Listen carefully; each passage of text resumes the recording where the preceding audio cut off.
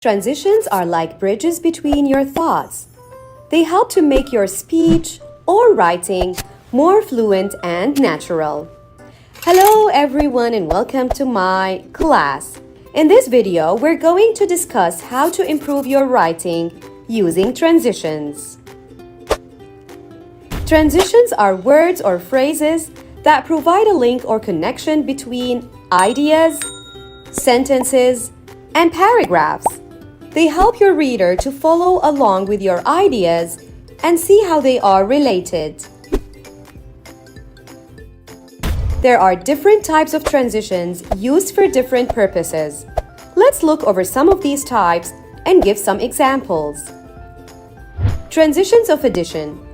These transitions help to add new information. Words commonly used: in addition, moreover, furthermore, and also. For example, we have to buy groceries for the week. Moreover, we should also refill the gas. The word moreover in this sentence is used to add more information. First, it says we need to buy the groceries. Then, moreover tells us there's another thing to do: refill the gas. It links these two tasks together. Transitions of contrast. These transitions show a different point of view or contradict the previous information. Words commonly used, however, on the other hand, conversely, nevertheless. For example, she's very good at maths. Nevertheless, she needs to work in her English. The word nevertheless in this sentence tells us there is a contrast or difference. She's good at maths, but nevertheless shows even though that is true, her English needs improvement.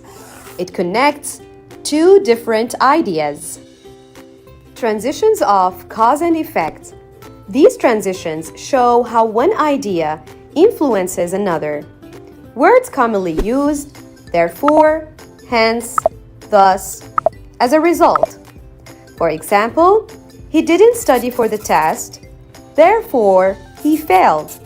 The word therefore in the sentence shows the result of not studying.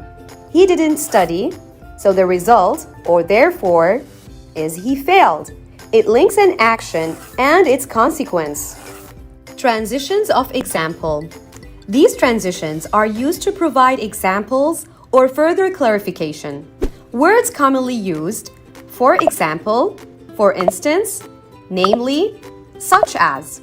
For example, you should eat more fruits, such as apples and oranges, for better health. Transitions of time.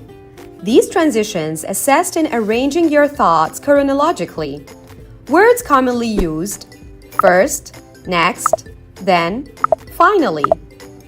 For example, first, preheat the oven, then, mix the cake ingredients, finally, bake it for 30 minutes. Now it's time to check your understanding. Here's a brief quiz to check your understanding of the use of transition words. Which transition word would best fit in the following sentences? I love the fall season. I do not like lower temperatures. Pause the video and think of the answer. Did you say, on the other hand? That's correct. We need to buy some vegetables. Let's get some fruits too.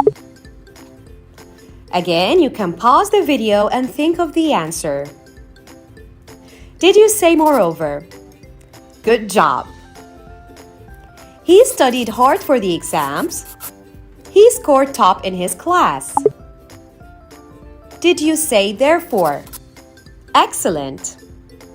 And here is the last question for today. Did you choose first and then? Excellent. Well, this is just a brief dive into the world of transitions. Keep using them, and you'll see your writing become clearer and easier to read. Keep practicing. Thank you very much for watching, and I will see you in my other videos.